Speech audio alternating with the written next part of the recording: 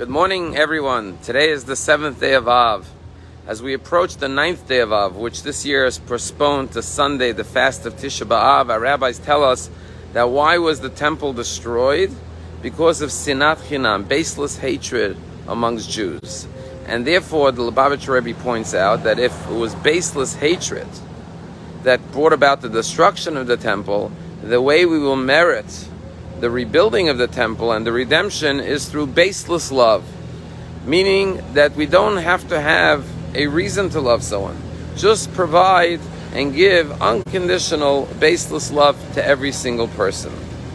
Now, we all know that there's a commandment in the Torah, love your neighbor as yourself. And Rabbi Akiva said this is the most critical, fundamental commandment in the entire Torah. At the same time, there's a famous story in the Talmud about a Gentile who came to the great sage Hillel, and he said, I want to convert to Judaism.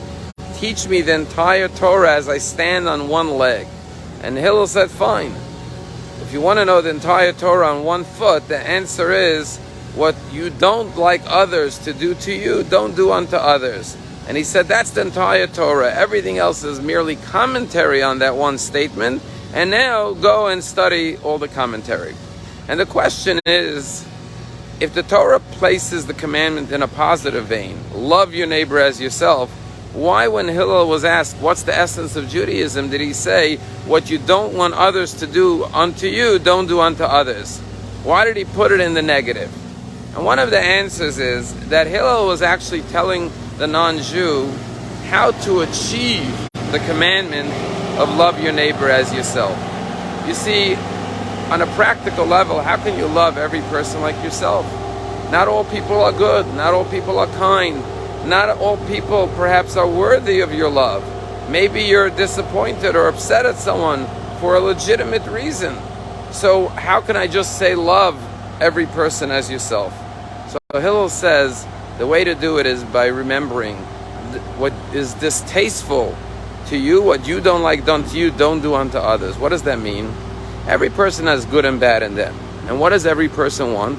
That everyone should look and see their good traits and not focus on their bad traits, their shortcomings, their failures, their weaknesses. And therefore, Hillel says to the convert, you know how you achieve love of your neighbor as yourself? Just like you don't like when people put a spotlight on your failings and shortcomings and weaknesses, so too what is distasteful and disliked by you, don't do unto others. Don't look at someone's negative traits. Even a person who you may dislike for whatever reason has many good qualities, and therefore focus on the good, not on the bad. There was a story that occurred here in South Florida a number of years ago. It happened in a Dunkin Donuts, and it was morning rush hour getting to work, and there was a line of cars by the drive-through window wrapping around the Dunkin Donuts for people to get their morning coffee and breakfast. And there was a fellow pulled up at the window. It was his turn, and he had ordered some coffee. And when it came to pay, he was taking out his credit card, and it fell between the seats. And he was trying to find the card, and it was taking time. He put the car in park. He was looking around. Meanwhile, there was a long line behind him, and right behind him there was an SUV. And the guy was annoyed. It was taking so long. And so he started honking on his horn right behind him. Anyways, this guy's honking. He's trying to find his card. He finds it. He pays. And as he gives the credit card to the young lady behind the window, he says, you know, pay for the guy behind me. I want to pay for his order. And the woman says, really, that moron, that idiot, that guy who's been honking at you, you want to pay for his coffee? And he said, yeah, you know, he must be having a bad day. He's in a bad mood. He's stressed out. Maybe this gesture will lift his spirits and put him in a good mood for the rest of the day. The woman says, fine. She goes to the computer to bring up his order. And she says, by the way, he didn't just order a coffee. He ordered breakfast for 6 people, and the bill is over $30. Are you sure you want to pay for him? And he says, go ahead, put it on my card. She swipes his card, and the guy thanks her, pulls out of the parking lot, and leaves. The next car, the SUV, pulls up, and this guy starts running his mouth to the young lady. That moron, that idiot, what's he wasting everyone's time? And he's like cursing him out. And the woman listens, and when she finishes, she hands him his 6 breakfasts, and he tries to give her his card. And she says, no charge. He says, no charge. Why is no charge? He says, well, the guy in front of you paid for your order. He said, what? The guy in front of me paid? She said, yeah. He said, you must be having a bad day. He felt bad. He wanted to put you in a good mood. He decided to pay for you.